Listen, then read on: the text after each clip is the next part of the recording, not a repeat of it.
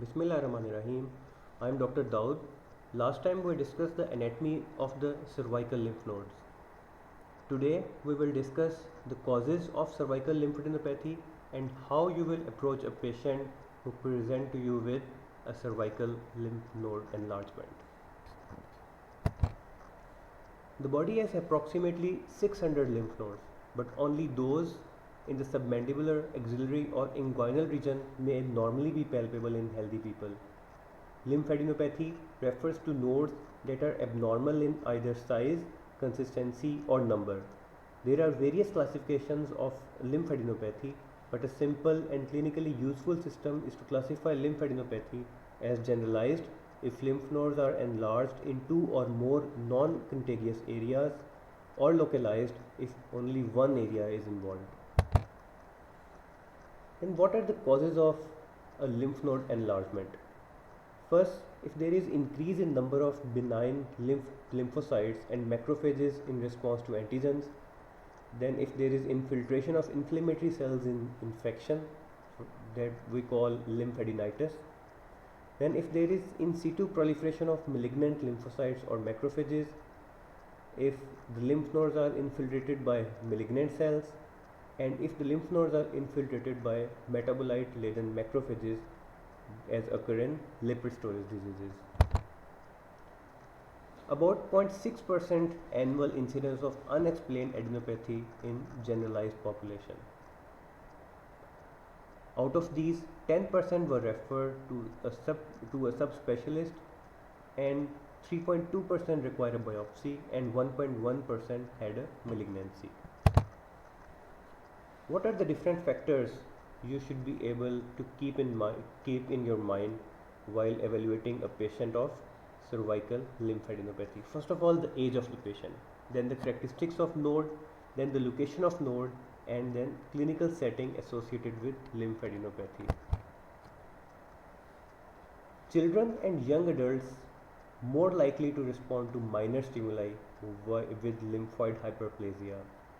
So lymph nodes in patients less than age of 30 years are clinically benign in 80% of the cases, whereas in patients over 50 years of age, only 40% are benign. Biopsies done in patients less than 25 years of age have incidence of malignancy of less than 20%, while biopsies done in patients over 50 years of age have incidence of malignancy about 55 to 80%.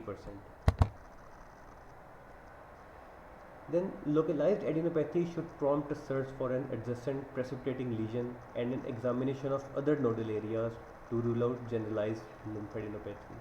In general, if the lymph node is greater than 1 cm in diameter, they are considered to be abnormal. Supraclavicular nodes are more worrisome for malignancy. A 3 or 4 week period of observation is done in patients with localized lymph nodes and those having benign clinical picture. These are the 4 things you should be able to ask the patient. First, are there localizing symptoms or signs to suggest infection or neoplasm in a specific site? Second, are there constitutional symptoms such as fever, weight loss, fatigue or night sweats to suggest disorders such as tuberculosis, lymphoma, collagen vascular diseases, unrecognized infection or malignancy? Third, are there epidemiologic clues such as occupational exposures, recent travel or high risk behavior that suggest specific disorders? And fourth, is the patient taking a medication that may cause lymphadenopathy? A few medications can cause increase in the size of lymph node, like phenytoin, cephalosporins, penicillin, sulfonamides. They are more likely to cause serum sickness like syndrome with fever, arthralgia and rash in addition to lymphadenopathy. And what are the characteristics of the node? Nodes lasting less than 2 weeks or greater than 1 year with no progression of size have a low likelihood of benign neoplastic, excluding low grade lymphoma.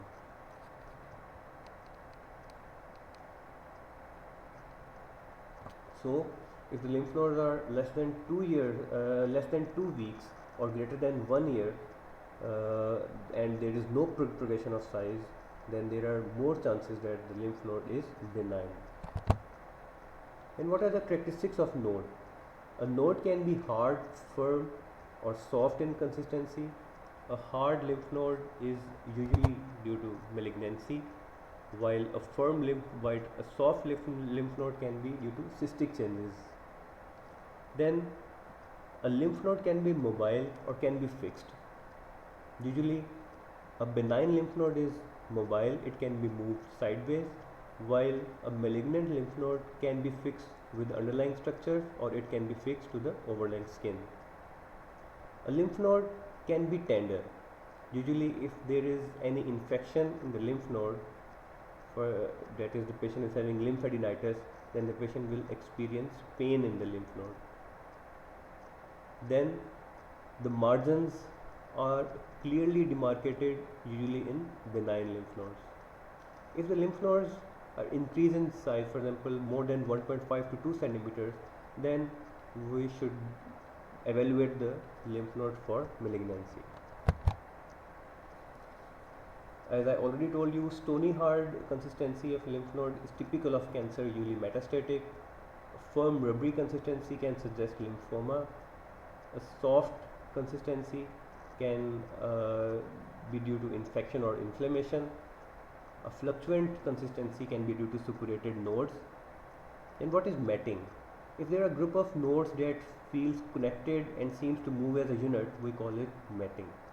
For example, mostly it occurs in tuberculosis.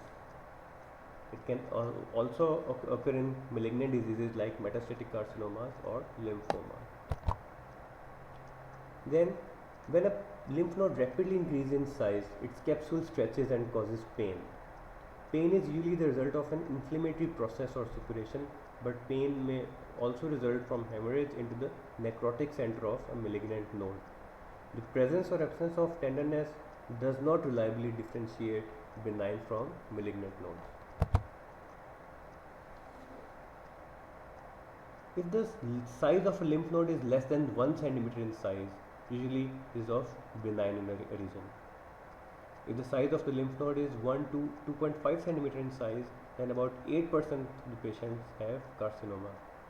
But if the size of the lymph node enlarges more than 2.5 centimeter in size, then about 38% chances of malignancy. Then the anatomic location of a localized adenopathy sometimes help us in narrowing our differential diagnosis. For example, cat scratch disease typically causes cervical or axillary adenopathy, while infectious mononucleosis causes cervical adenopathy, and a number of sexually transmitted diseases are associated with inguinal adenopathy. And supraclavicular lymphadenopathy, if occurs in patients older than 40 years of age, then there is high risk of malignancy, about 90%. And if it occurs in patients less than 40 years of age, then the chances of malignancy are 25%. Right-sided supraclavicular lymphadenopathy occur in carcinoma of the mediastinum, lungs or esophagus, while left-sided supraclavicular lymphadenopathy, we also call it Virchow's node, occurs in the malignancy of testes, ovaries, kidneys, pancreas, stomach, gallbladder or prostate. And what are the causes of generalized lymphadenopathy? It can be due to malignancy, for example lymphoma, leukemia, Kaposis sarcoma or metastasis. It can be due to autoimmune diseases like SLE, rheumatoid arthritis, Sjogren's syndrome, Still's disease, dermatomyositis. It can be due to infectious cause, for example brucellosis, cat scratch disease, cytomegalovirus infection, HIV, Epstein-Barr virus, rubella, tuberculosis, tularemia, typhoid fever, syphilis, viral hepatitis and pharyngitis. And miscellaneous causes include Kawasaki's disease, sarcoidosis, amyloidosis, lipid storage disease, hyperthyroidism, necrotizing lymphadenitis, histiocytosis X and Kesselman disease. When we call there is persistent generalized lymphadenopathy, enlargement of lymph node that persists for at least 3 months in at least 2 extra inguinal sites, then we call it persistent generalized lymphadenopathy, and is common in patients in early stages of HIV infection.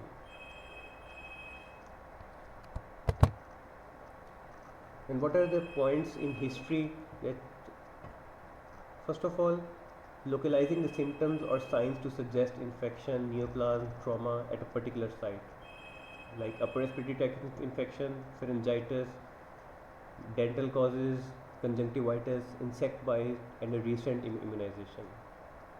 Then, what are the constitutional symptoms like fever, night sweats, weight loss, fatigue, pruritus, and sometimes epidemiological clues like occupational exposure, recent travels, and there are few medications that can also cause lymphadenopathy. Full nodal examination should be done, including the nodal characteristics. Then organomegaly, abdominal examination should be done to exclude liver and enlargement and splenomegaly. Then localized examination, we should examine the areas drained by the specific node for evidence of infection, skin lesions or tumors. There are various drugs that can cause lymphadenopathy like allopurinol, atenolol, captopril, carbamazepine, gold, hydralazine, penicillins, phenytoin, primidone, pyrimethamine, quinidine, trimethoprim, and sulfamethoxazole. And how you manage a patient who comes to you with cervical lymphadenopathy? You should identify the underlying cause and treat as appropriate. Generalized adenopathy usually has identifiable cause. If you are not suspecting malignancy, then 3 to 4 weeks of observation period should be done, and if you suspect malignancy, then biopsy should be done. What are the hematological investigations that should be done in these patients? CBC, peripheral blood smear, ESR, LFTs, RFTs, and few specific antibodies for Epstein-Barr virus, cytomegalovirus, Toxoplasma, and Brucella. Ultrasound is a very helpful non-invasive test that can be done in patients with cervical lymphadenopathy. And what are the differences on ultrasound between benign and malignant node? First is echogenicity. In benign node, there will be hyperechoic areas, but in malignant node, there will be hypoechoic areas. Then texture will be homogeneous in benign nodes and it will be heterogeneous in malignant nodes. Longest versus the transverse ratio of a lymph node will be more than 1.5 in benign and less than 1.5 in malignant nodes. In benign nodes, the capsule will be usually intact, but in malignant nodes, there can be extracapsular spread. Usually, benign lymph nodes are flat or oval in shape, while malignant lymph nodes are round in shape. And the margins of benign lymph node are usually sharp, while malignant lymph nodes usually have irregular margins. And the borders of a benign lymph nodes are also well defined, but in malignant lymph nodes the border will be ill defined. Usually, if the size is less than 1 to 1.5 centimeter, then the lymph node is benign, and if the size is more than 1 to 1.5 centimeter, it is malignant.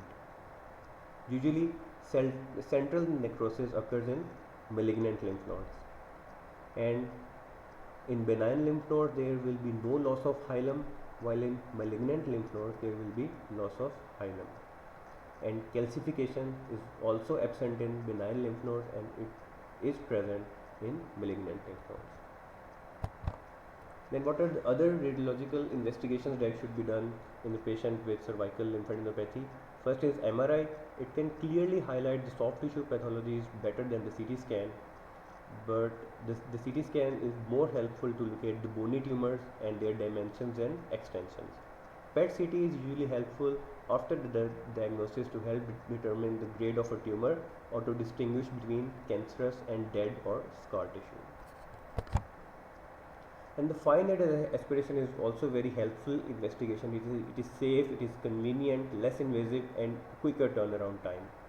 Especially beneficial for verification of lymphoid origin of enlarged growth and in differentiating between metastatic, infectious, reactive, and lymphomatous causes of lymphadenopathy. It also helps in the determination of extent of tumor, detection of recurrence, monitoring of course of disease, obtaining of material for special studies such as microbiological cultures, immunological or genetic studies, as well as electron microscopy. Furthermore, Most patients with a benign diagnosis on FNAC do not undergo surgical biopsy, and its overall sensitivity is about 92.7% and specificity about 98.5%. If lymph nodes are not palpable, then ultrasound guided FNAC can also be done, and its accuracy is about 84%. And what are the limitations of FNAC? The lack of proper tissue sample to run special studies like cytogenesis, cytogenetics, flow cytometry, electron microscopy, and there is potential risk of seeding a tract with malignancy as a result of fine needle aspiration. FNAC cannot distinguish between lymphomas, so an excisional biopsy should be done in these cases. Diagnostic yield of the biopsy can be maximized by obtaining an excisional biopsy of the largest and most abnormal node.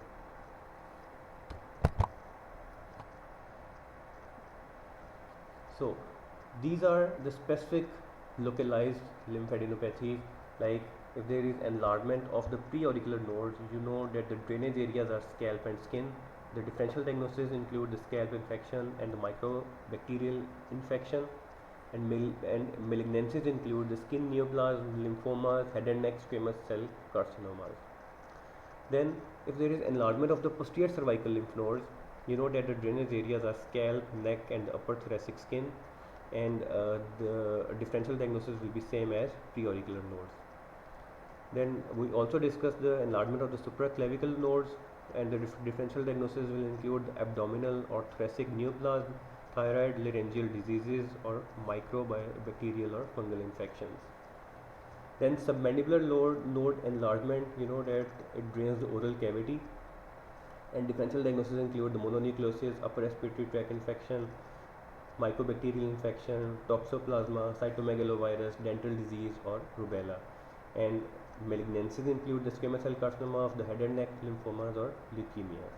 Then the cervical lymph nodes drain the larynx, tongue, oropharynx, and anterior neck, and the differential diagnosis is same as that of submandibular nodes.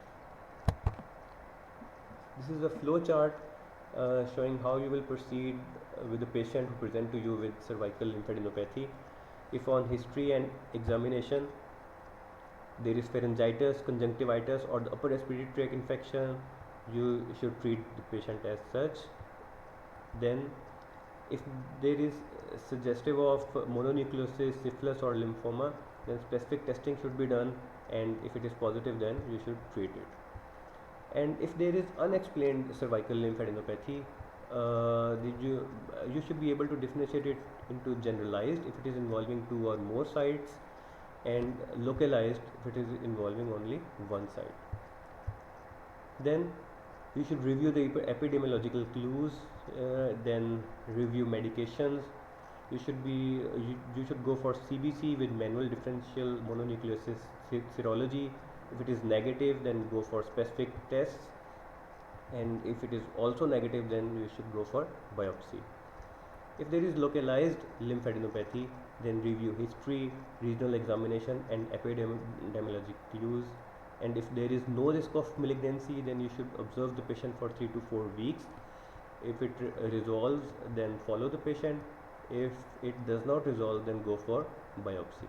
And if there is risk of malignancy, then you should also go for excisional biopsy and histopathology. In the last, there is an assignment question.